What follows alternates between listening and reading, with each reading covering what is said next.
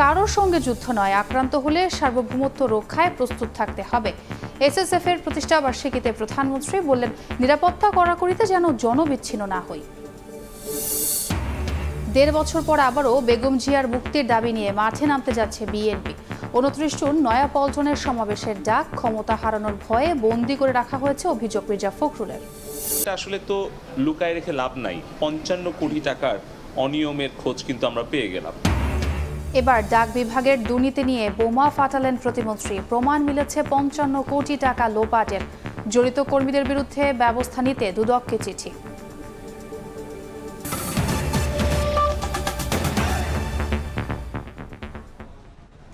সময় সংবাদের সঙ্গে আছি আমি ছোঁয়া খন্দকার। সঙ্গে যুদ্ধ করতে নয়, আক্রান্ত হলে সার্বভৌমত্ব রক্ষায় সব প্রস্তুতি নেওয়া হচ্ছে বলে জানিয়েছেন প্রধানমন্ত্রী শেখ হাসিনা। সকালে প্রধানমন্ত্রীর কার্যালয়ে স্পেশাল সিকিউরিটি ফোর্স এসএসএফ এর ৩৮তম প্রতিষ্ঠা বার্ষিকীর অনুষ্ঠানে একথা বলেন প্রধানমন্ত্রী। নিরাপত্তার কড়াকড়িতে যেন জনগণ থেকে বিচ্ছিন্ন না হন, বিষয়টি নিশ্চিতের পরামর্শ দেন সরকার প্রধান। স্পেশাল সিকিউরিটি ফোর্স এসএসএফ এর ৩৮তম প্রতিষ্ঠা বার্ষিকী উদযাপনে বুধবার প্রধানমন্ত্রীর কার্যালয়ে আয়োজিত বিশেষ দরবারে অংশ নেন সরকার প্রধান শেখ হাসিনা। প্রশংসা করেন বাহিনীটির দক্ষতা, নিষ্ঠা ও পেশাদারিত্বের। প্রত্যেকেই যারা আমাদের বাংলাদেশে এসেছেন, যাওয়ার সময় সবাই কিন্তু আমাদের এসএসএফ এর ভূয়সী প্রশংসা করে যান, যেটা আমাদের জন্য অত্যন্ত গর্বের। তবে নিরাপত্তার কড়াকড়িতে যেন সরকার প্রধানের সঙ্গে জনগণের দূরত্ব তৈরি না হয়, সেদিকে খেয়াল রাখতে এসএসএফ সদস্যদের নির্দেশনা দেন শেখ হাসিনা। যেদিন থেকে দেশে ফিরেছি সেদিন থেকে জানি যে কোনো সময় আমার জীবন চলে যেতে পারে। আমার দায়িত্ব পালন করতে যারা যাচ্ছেন তাদের নিজের জীবনটাও কিন্তু ঝুঁকিতে পড়ছে। আমরা রাজনীতি করি, আমার কিন্তু আর কোনো শক্তি নেই, শক্তি একমাত্র জনগণ। যে এই মানুষগুলির জন্যই তো রাজনীতি করি, এই মানুষদের নিয়েই তো পথ চলা, আর যাদেরকে নিয়েই দেশের মানুষের কাজ করি, তাদের থেকে যেন কোনো মধ্যে বিচ্ছিন্ন হয়ে না যায়। মানুষের থেকে বিচ্ছিন্ন হলে কিন্তু আমাকে আর গুলি বোমা লাগবে না, এমনি শেষ হয়ে যাবো। এরাই আমার প্রাণ শক্তি, এটুকু মনে রাখতে হবে। অনুষ্ঠানে সশস্ত্র বাহিনীর আধুনিকায়নে ফোর্সেস গোল ২০৩০ বাস্তবায়ন সহ সরকারের নানা পদক্ষেপ তুলে ধরেন প্রধানমন্ত্রী। জানান, কারোর সঙ্গে যুদ্ধে জড়াতে না চাইলেও আত্মরক্ষায় সর্বোচ্চ প্রস্তুত বাংলাদেশ। যে কোনোভাবে হোক বহিঃশত্রুর আক্রমণ থেকে দেশকে রক্ষা করা, নিজেদের রক্ষা করা। আমরা কারোর সাথে যুদ্ধ করতে যাব না, কিন্তু আক্রান্ত হলে যেন নিজের দেশের স্বাধীনতা, সার্বভৌমত্ব রক্ষা করতে পারি, সেইভাবেই আমাদেরকে প্রস্তুতি নিতে হবে, সেইভাবে আমাদের থাকতে হবে। সেই দিকে লক্ষ্য রেখেই কিন্তু আমাদের সকল পদক্ষেপ আমরা নিয়েছি। শেখ হাসিনা বলেন, ২০০৯ সাল থেকে আওয়ামী লীগ টানা ক্ষমতায় থাকার সুবাদই দৃশ্যমান হয়েছে টেকসই উন্নয়ন, যা ধরে রেখে দেশকে এগিয়ে নিতে চায় সরকার। যতক্ষণ আমার নিঃশ্বাস আছে, আমার এটাই চেষ্টা যে বাংলাদেশের মানুষকে যেন অন্তত জীবনটাকে আরো উন্নত সমৃদ্ধ করে যেতে পারি। ফারুক ভিয়া, রবিন, সময় সংবাদ, ঢাকা। বেগম জিয়ার নিঃশর্ত মুক্তির দাবিতে আবারও কর্মসূচি দিয়ে মাঠে নামতে যাচ্ছে বিএনপি। শনিবার ঢাকায় সমাবেশ সহ সারা দেশের ৩ দিনের কর্মসূচি ঘোষণা করেছেন দলটির মহাসচিব মির্জা ফখরুল ইসলাম আলমগীর। বিএনপি চেয়ারপারসনকে অন্যায়ভাবে আটকে রাখার অভিযোগ করে তার মুক্তির আন্দোলনে সবাইকে যুক্ত হওয়ার আহ্বান মির্জা ফখরুলের। এভারকেয়ার হাসপাতালে চিকিৎসাধীন বিএনপি চেয়ারপারসন বেগম খালেদা জিয়া তার স্থায়ী মুক্তি দিয়ে বিদেশে চিকিৎসার জন্য বারবার দাবি জানিয়ে আসছেন তার চিকিৎসক সহ বিএনপি নেতারা। ১.৫ বছর আগে বেগম জিয়ার মুক্তি ও বিদেশে চিকিৎসার দাবিতে কর্মসূচি নিয়ে মাঠে ছিল দলটি। মাঝখানে সরকার পতনের এক দফা দাবিতে আন্দোলন করলেও তাদের প্রতিটি কর্মসূচিতেই নেত্রীর মুক্তির ইস্যুটি সঙ্গে রয়ে যায়। সম্মানিত জাতীয় স্থায়ী কমিটি প্রায় ১.৫ বছর পর বিএনপি চেয়ারপারসনের নিঃশর্ত মুক্তির দাবিতে আবারও কর্মসূচি ঠিক করতে নয়াপল্টনে কেন্দ্রীয় কার্যালয়ে অঙ্গ ও সহযোগী সংগঠনের নেতাদের সাথে যৌথ সভা করেন বিএনপির শীর্ষ নেতারা। সাবেক প্রধানমন্ত্রী, বাংলাদেশ জাতীয়তাবাদী দলের। এরপর সংবাদ সম্মেলনে বিএনপি মহাসচিব দাবি করেন, নানা রোগে আক্রান্ত বেগম জিয়ার অবস্থা সংকটাপন্ন। বিএনপি নেত্রী প্রকাশ্যে আসলে ক্ষমতা হারাতে হবে জেনেই সরকার তাকে বন্দী করে রেখেছে বলে অভিযোগ মির্জা ফখরুলের। এই রোগ, তার জটিলতা এমন একটা জায়গায় উপস্থিত হয়েছে যে কোনো সময় তার জীবনহানি হতে পারে। দেশনেত্রী বেগম খালেদা জিয়া আজকে যদি সামনে আসতে পারেন, তাহলে এই যে ফ্যাসিবাদী সরকার, এই যারা আজকে জোর করে ক্ষমতা দখল করে বসে আছে সম্পূর্ণ বেআইনিভাবে, সংবিধান বিরোধীভাবে, তাদের পক্ষে ক্ষমতায় থাকা সম্ভব হবে না। দলীয় নেত্রীর নিঃশর্ত মুক্তির ইস্যুতে আর কোনো পথ খোলা নেই জানিয়ে বিএনপি মহাসচিব বলেন, সরকারের উপর চাপ সৃষ্টি করেই তার মুক্তির আন্দোলন বেগবান করা হবে। একই সঙ্গে নয়াপল্টনের সমাবেশ সহ সারা দেশে 3 দিনের কর্মসূচি ঘোষণা করেন মির্জা ফখরুল। বিএনপি সিদ্ধান্ত নিয়েছে যে দেশনেত্রী বেগম খালেদা জিয়ার যে মুক্তির আন্দোলন, এই মুক্তির আন্দোলনকে আরও বেগবান করা হবে। আমরা এই মুক্তির আন্দোলনকে একটা চূড়ান্ত পর্যায়ে নিয়ে যেতে চাই। আপনি জামিন দিতে পারবেন না, এটা একেবারেই কোনো বিধান নেই। এটা তার প্রাপ্য। সরকারের উপরেই চাপটা সৃষ্টি করছি। আমরা যে মুক্তিতে চাচ্ছি, সরকার তাকে আটক করে রেখেছে, আমরা সরকারের কাছেই অবিলম্বে তার মুক্তি দাবি করছি। বেগম জিয়ার মুক্তির আন্দোলনে দলীয় নেতাকর্মীর পাশাপাশি জনগণকে যোগ দেওয়ার আহ্বান জানান বিএনপি মহাসচিব। আহমেদ সালেহীন, সময় সংবাদ, ঢাকা। ভারতের সঙ্গে সম্প্রতি সই হওয়া সব সমঝোতা বাংলাদেশের স্বার্থে হয়েছে উল্লেখ করে পররাষ্ট্রমন্ত্রী বলেছেন, বিএনপি না বুঝে সরকারের সমালোচনা করছে। পররাষ্ট্র মন্ত্রণালয়ে সুইডেনের বিদায়ী রাষ্ট্রদূত আলেকজান্ডার বার্গ ফন লিন্ডের সঙ্গে সৌজন্য সাক্ষাৎ শেষে সাংবাদিকদের প্রশ্নের জবাবে তিনি একথা বলেন। হাসান মাহমুদ বলেন, বিএনপি প্রতিবেশীদের সঙ্গে সুসম্পর্ক রাখতে পারেনি। আওয়ামী লীগ সুসম্পর্ক রাখায় নেপাল থেকে জলবিদ্যুৎ আমদানির চুক্তি করতে পেরেছে। এদিকে গঙ্গার পানি বণ্টনে কেন্দ্র আর রাজ্যের মতপার্থক্যের বিষয়টি ভারতের অভ্যন্তরীণ উল্লেখ করে মন্ত্রী বলেন, চুক্তি নবায়ন না হলেও গঙ্গার পানি পাবে বাংলাদেশ।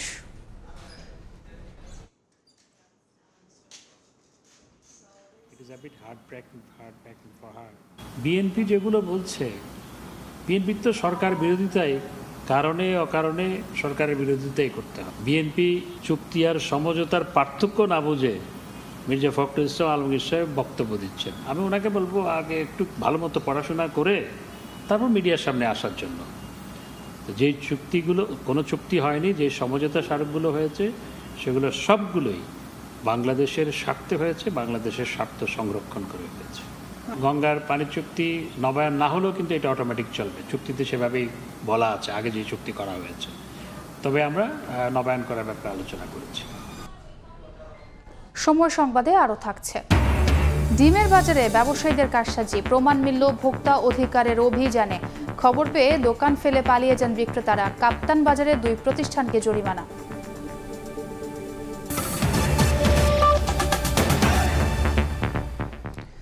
শুধু সরকারি কর্মকর্তা নয়, রাজনীতিবিদদেরও আয়নায় নিজের চেহারা দেখতে বললেন সড়ক পরিবহন ও সেতুমন্ত্রী ওবায়দুল কাদের। সকালে হযরত শাহজালাল আন্তর্জাতিক বিমানবন্দরের যাত্রী পরিবহনের শাটল বাসের উদ্বোধনী অনুষ্ঠানে তিনি বলেন, দুর্নীতি দমন কমিশনের উপর হস্তক্ষেপ করে না সরকার। হযরত শাহজালাল আন্তর্জাতিক বিমানবন্দরে প্রতিদিন বিশ্বের বিভিন্ন দেশ থেকে হাজার হাজার যাত্রী নামেন। নামার পরপরই যানবাহন সংকটে পড়েন চরম ভোগান্তিতে। এবার প্রবাসীদের ভোগান্তি কমাতে চালু করা হলো শাটল বাস। বুধবার বিমানবন্দরে 2টি বিআরটিসি বাসের উদ্বোধন করেন সড়ক পরিবহন ও সেতুমন্ত্রী ওবায়দুল কাদের। বাস দুটি টার্মিনাল থেকে জসিমউদ্দিন হয়ে বিমানবন্দর রেলওয়ে স্টেশন পর্যন্ত যাত্রী পরিবহন করবে। এতে বিমানবন্দর থেকে প্রবাসীদের দুর্ভোগ কিছুটা হলেও কমবে বলে মনে করেন মন্ত্রী। উদ্বোধনী অনুষ্ঠান শেষে সাংবাদিকদের প্রশ্নের জবাবে দুর্নীতির বিরুদ্ধে সরকারের জিরো টলারেন্স অবস্থান অটল থাকার কথা জানান। শুধু সরকারি কর্মকর্তা নয়, রাজনীতিবিদদেরও আয়নায় নিজের চেহারা দেখতে বললেন ওবায়দুল কাদের। আমরা যখন কথা বলি, আয়নায় নিজের চেহারাটা দেখাব যে আমি অ্যাজ এ পলিটিশিয়ান আমি আমলাদের করাপশনের বিরুদ্ধে বলছি। তো আমার এখানেও তো করাপশন আছে, দুর্নীতি তদন্ত করার অধিকার আছে দুদকের, এবং এই স্বাধীনতা সরকার কোনো প্রকার হস্তক্ষেপ করেনি, করবে।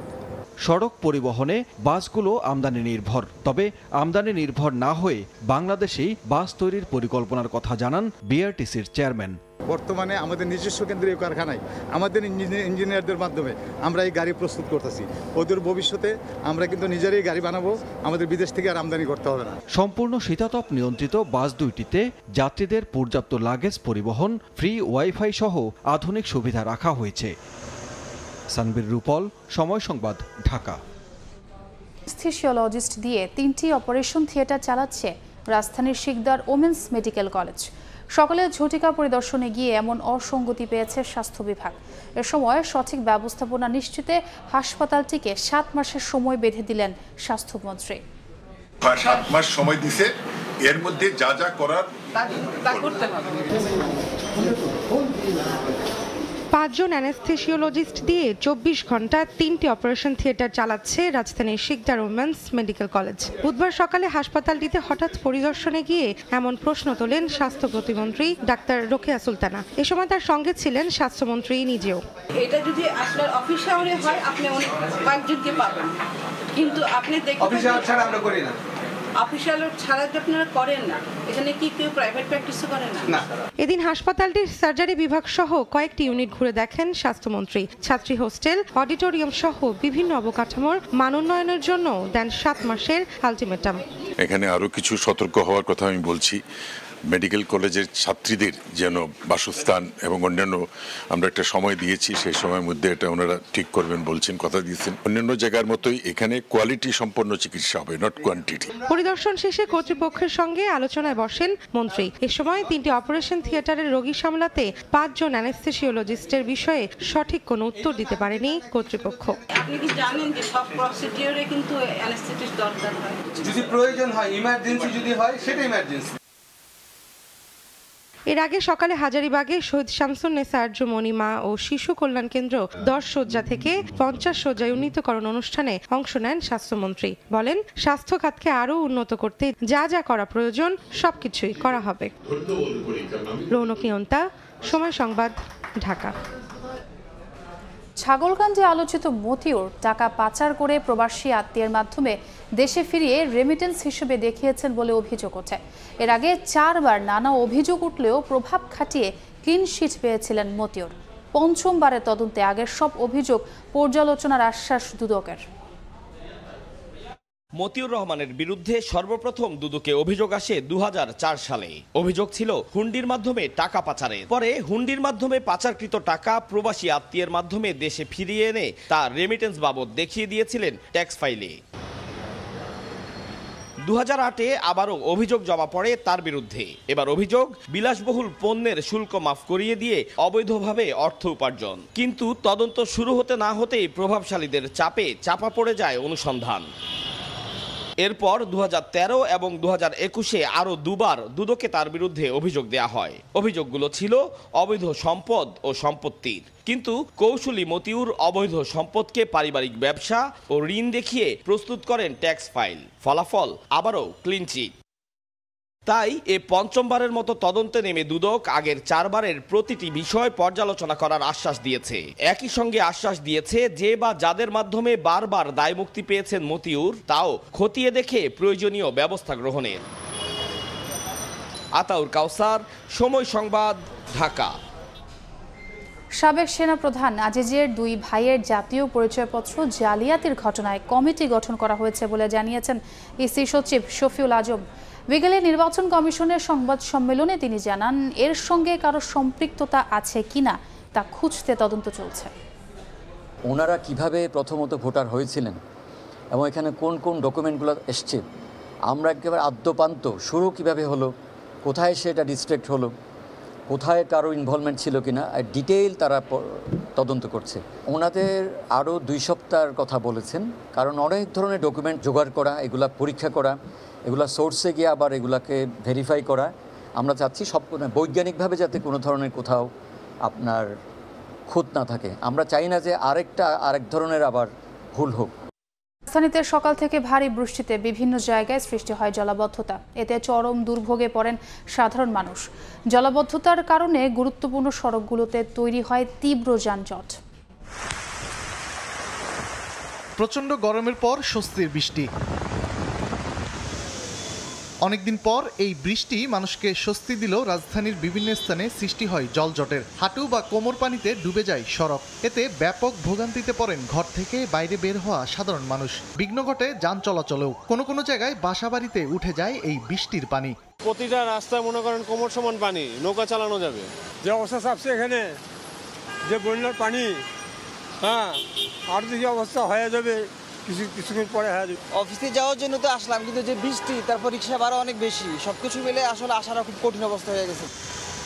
ঘণ্টাব্যাপী হওয়া বৃষ্টিতে ধানমন্ডি, মিরপুর, নয়াপল্টন, উত্তরা ও পুরান ঢাকার বিভিন্ন অলিগলিতেও দেখা দিয়েছে জলাবদ্ধতা। অল্পতেই তলিয়ে যাওয়া রাজধানীবাসী এই জলাবদ্ধতাকে দেখছেন নিয়তি হিসেবেই।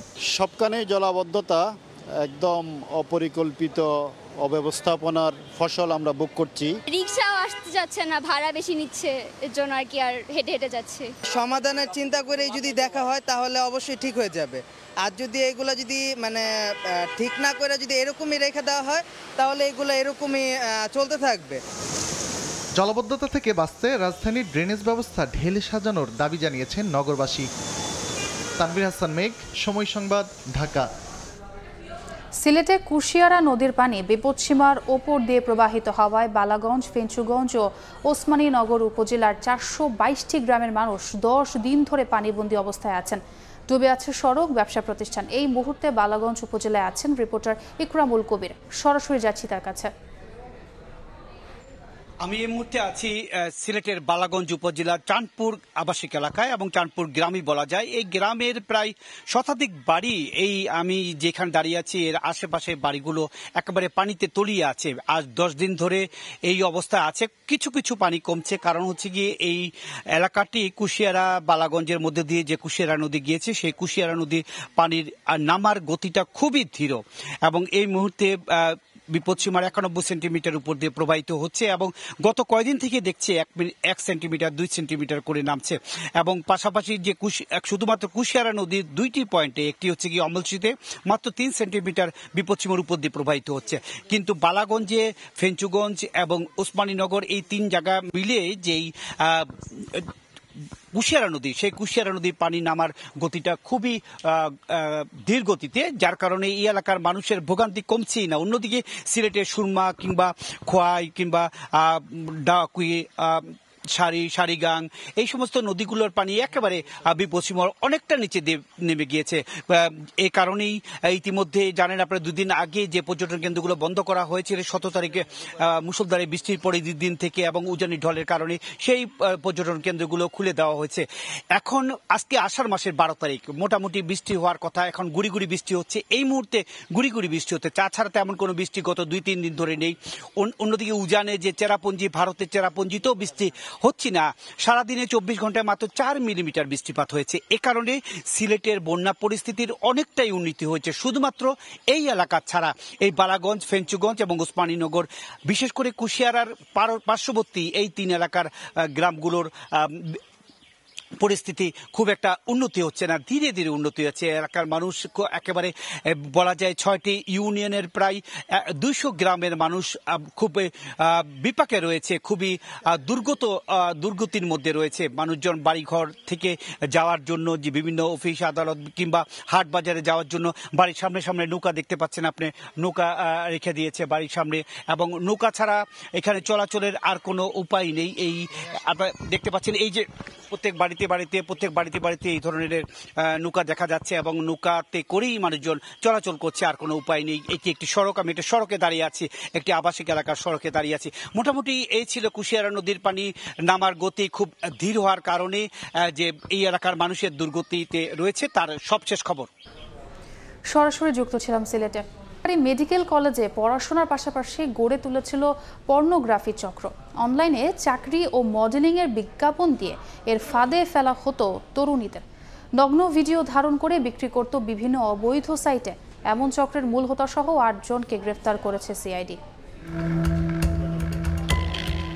সামাজিক যোগাযোগ মাধ্যম ফেসবুক ও টেলিগ্রামে ভুয়া অ্যাকাউন্ট খুলে দেয়া হতো চাকরি, ট্যালেন্ট হান্টিং ও মডেলিংয়ের বিজ্ঞাপন। ফাঁদে পা দিলেই যুক্ত করা হতো ভিডিও কলে, এরপর অর্ধনগ্ন ভিডিও ধারণ করে বাধ্য করা হতো দেহ ব্যবসায়। এই চক্রের 8 সদস্যকে গ্রেফতারের পর পুলিশের অপরাধ তদন্ত বিভাগ সিআইডি বলছে, এসব ভিডিওর কিছু আবার বিভিন্ন সাইটে বিক্রি করে কয়েকশো কোটি টাকা হাতিয়ে নিয়েছে চক্রের সদস্যরা। এর মূল হোতা মেডিকেল কলেজ শিক্ষার্থী মেহেদি হাসান ও তার ভাই সুজন। 7 বছর ধরে প্রায় 1000 তরুণীকে ফাঁদে ফেলে যৌন নির্যাতনের পাশাপাশি অ্যাডাল্ট কন্টেন্ট তৈরি করে আসছিলেন গ্রেফতারকৃতরা। জড়িতদের গ্রেফতার করা হয়েছে যশোর, সাতক্ষীরা, চাঁদপুর ও ঢাকা থেকে। অর্থাৎ যতগুলি আবেদন আসে এর মধ্যে শুধু মেয়েদের বাছাই করে নেয়, তাদের সাথে মোটামুটি একটা গুড রিলেশনশিপ ডেভেলপ করে এবং তাদের যখন যেরকম সহায়তা প্রয়োজন এগুলি তারা সরবরাহ করে থাকে। যে আন্ডারগার্মেন্টসের অ্যাড দিতে হবে, তো এইগুলি যখন বলা হয় অনেকে যারা নিতান্ত গরিব তারা কিন্তু এই বিপদে পা দিয়ে ফেলে।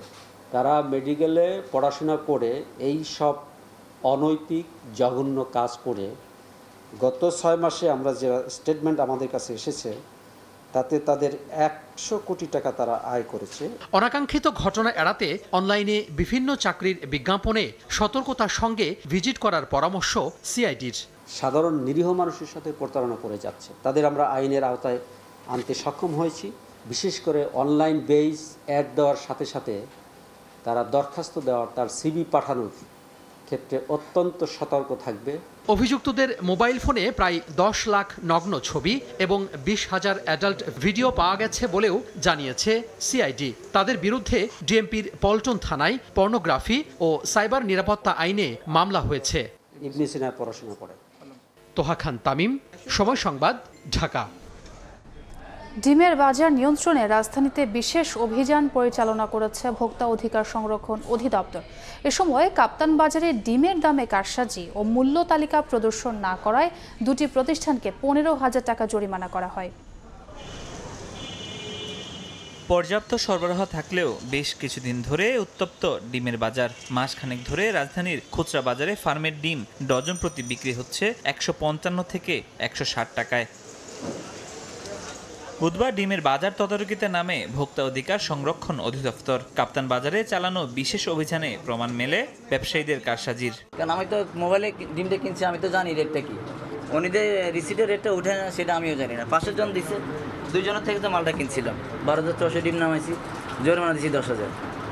1 লাখ ডিম বেচতে লাভ হয় না 12,600 টাকা। এ সময় অভিযানের খবর পেয়ে দোকান ফেলে পালিয়ে যান অধিকাংশ বিক্রেতা। ভোক্তা অধিকার জানায়, ব্যবসায়ীদের কারসাজিতে ডিমের বাজারে অস্থিরতা বিরাজ করছে। ক্রয়ের ক্যাশ মেমোতে সেখানে মূল্য লেখা নেই, তাহলে কি দামে ক্রয় করছেন, উনি কি পরিমাণ লাভ করছেন সেটাও আমরা অন্ধকারের ভিতর থাকছি। মূল্য তালিকায় যেটি লিখেছেন তার চেয়ে বেশি দামে বিক্রি করছেন এখানে। এই অনিয়মগুলোর কারণেও মূলত ডিমের দাম বৃদ্ধি পাচ্ছে। অভিযানে সঠিক রসিদ ও মূল্য তালিকা না থাকা সহ বিভিন্ন অভিযোগে দুটি প্রতিষ্ঠানকে 15,000 টাকা জরিমানা করা হয়। ফরহাদুর রহমান, সময় সংবাদ, ঢাকা। সারা দেশে প্রকল্প ভিত্তিক প্রায় 4,000 নারী স্বাস্থ্যকর্মীকে হঠাৎ করে ছাঁটাই করেছে পরিবার পরিকল্পনা অধিদপ্তর। এমন সিদ্ধান্তে ক্ষুব্ধ কর্মীরা। চাকরি ফিরে পেতে দ্বিতীয় দিনের মতো অধিদপ্তর ঘেরাও করে বিক্ষোভ করে তারা। জীবিকা হারিয়ে রাজধানীর কারওয়ান বাজারে পরিবার পরিকল্পনা অধিদপ্তরের সামনে হাজারো স্বাস্থ্যকর্মী। কাজ ফিরে পাওয়ার দাবি সবার। গত 23শে জুন হঠাৎই এই নারী কর্মীরা জানতে পারেন তাদের কাজের মেয়াদ বাকি আর মাত্র 7 দিন। অধিদপ্তরের এক নোটিশে বলা হয়, প্রকল্প শেষ হওয়ায় অব্যাহতি দেওয়া হয়েছে সারা দেশের 3,686 জন নারী কর্মীকে, যাদের অধিকাংশই কাজ করছেন প্রায় 10 বছর ধরে। সরকারি বয়সসীমা মেনে নিয়োগ দেওয়া হলেও হঠাৎ অধিদপ্তরের এমন সিদ্ধান্তে ক্ষুব্ধ এই কর্মীরা। হঠাৎ করে আমাদের যে বন্ধ করে দিল, আমরা তো কোনো যাওয়ার কোথাও পথ নাই। আমাদের চাকরিটা যেন থাকে, না থাকলে আমাদের না খেয়ে মরতে হবে, সন্তান নিয়ে, পরিবার নিয়ে। এই চাকরিটাই আমাদের একমাত্র ভরসা। আমাদের হয়তো অনেকের মধ্যে কারো স্বামী নাই, কারো হয়তো পুরো পরিবারটাই মনে করেন যে এই চাকরির উপরে নির্ভর করতেছে। আমাদের কোনো উৎসব ভাতা নাই, জাস্ট শুধু আমাদের প্রতিদিনের ডিউটি হিসেবে 400 টাকা করে আমাদের দিন হাজিরা দেয়। তবু আমরা এটা নিয়ে সন্তুষ্ট। বিষয়টি নিয়ে অধিদপ্তরের কর্মকর্তাদের সঙ্গে বারবার যোগাযোগ করার চেষ্টা করলেও আনুষ্ঠানিক কোনো বক্তব্য দিতে রাজি হয়নি কেউ, যদিও তাদের দাবি নিয়ম মেনেই নেওয়া হয়েছে এমন পদক্ষেপ। মন্ত্রণালয় এমন সিদ্ধান্ত থেকে সরে না আসলে আমরণ অনশন কর্মসূচির ঘোষণা আন্দোলনকারীদের। এর মধ্যে মহাপরিচালক বরাবর স্মারকলিপিও দিয়েছেন তারা। মেহেদী হাসান, সময় সংবাদ, ঢাকা। মাধ্যমে ভারতের লোকসভার স্পিকার নির্বাচিত হয়েছেন ওম বিড়লা। তার প্রতিদ্বন্দ্বী ছিলেন ইন্ডিয়া জোটের প্রার্থী কে সুরেশ। লোকসভায় দ্বিতীয়বারের মতো স্পিকার হলেন বিড়লা। তাকে অভিনন্দন জানাতে গিয়ে বিরোধীরা উচ্চস্বরে জানান দেয় এবার তারা আরও শক্তিশালী। ভারত থেকে বিস্তারিত জানাচ্ছেন সুব্রত আচার্য।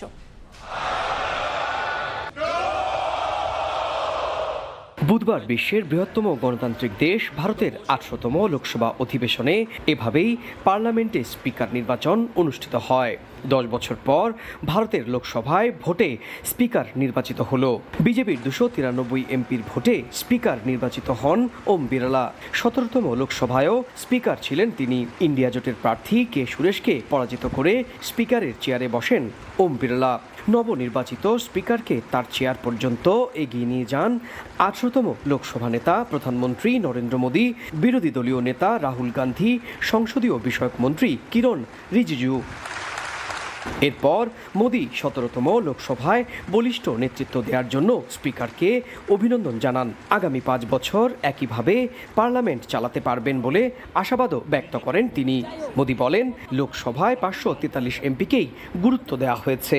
18তম লোকসভায় আরও দৃষ্টান্ত তৈরি করবে বলেও মন্তব্য করেন নরেন্দ্র মোদী। উল্টো দিকে বিরোধী দলীয় নেতা রাহুল গান্ধী বলেন, পার্লামেন্ট 140 কোটি মানুষের কণ্ঠস্বর। আগের চেয়ে বিরোধীদের কণ্ঠস্বর এবার আরও চওড়া হয়েছে।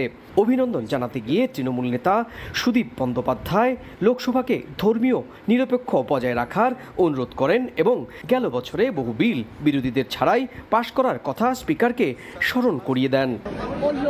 ওদিকে ওম বিড়লার প্রতিদ্বন্দ্বী হিসেবে কংগ্রেস কথা না বলেই কে সুরেশকে প্রার্থী করায় কিছুটা ক্ষুব্ধ ছিলেন মমতা বন্দ্যোপাধ্যায়। ইন্ডিয়া ব্লকের তৃতীয় বৃহত্তম দল তৃণমূল কংগ্রেস। তৃণমূলকে উপেক্ষা করে কংগ্রেস এককভাবে এই সিদ্ধান্ত নেয়, যদিও পরে মঙ্গলবার গভীর রাতে বিষয়টি মিটে যাওয়ায় বুধবার কে সুরেশকে সংসদে স্পিকার পদে প্রার্থী করা হয়। নিম্নকক্ষের স্পিকার নির্বাচন হওয়ার পরপরই অধিবেশনে যেভাবে বিরোধীরা চওড়া সুরে কথা বললেন, তাতে আগামী 5 বছর 18তম লোকসভা অধিবেশন যথেষ্ট সরগরমই থাকবে বলে মত রাজনৈতিক বিশ্লেষকদের। সুব্রত আচার্য, সময় সংবাদ, ভারত। এ পর্যায়ের শীর্ষ সংবাদগুলো জানিয়ে দিচ্ছি আরেকবার। কারোর সঙ্গে যুদ্ধ নয়, আক্রান্ত হলে সার্বভৌমত্ব রক্ষায় প্রস্তুত থাকতে হবে। এসএসএফ এর প্রতিষ্ঠাবার্ষিকীতে প্রধানমন্ত্রী বললেন, নিরাপত্তা কড়াকড়িতে যেন জনবিচ্ছিন্ন না হই। এবং 1.5 বছর পর আবারও বেগম জিয়ার মুক্তির দাবি নিয়ে মাঠে নামতে যাচ্ছে বিএনপি। 29 জুন নয়াপল্টনের সমাবেশের ডাক। ক্ষমতা হারানোর ভয়ে বন্দী করে রাখা হয়েছে অভিযোগ মির্জা ফখরুলের।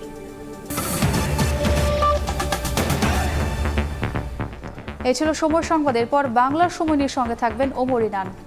আপনাকে ধন্যবাদ। বাংলার সময় নিয়ে ফিরছি কিছুক্ষণ পর, সঙ্গে থাকুন সময়ের।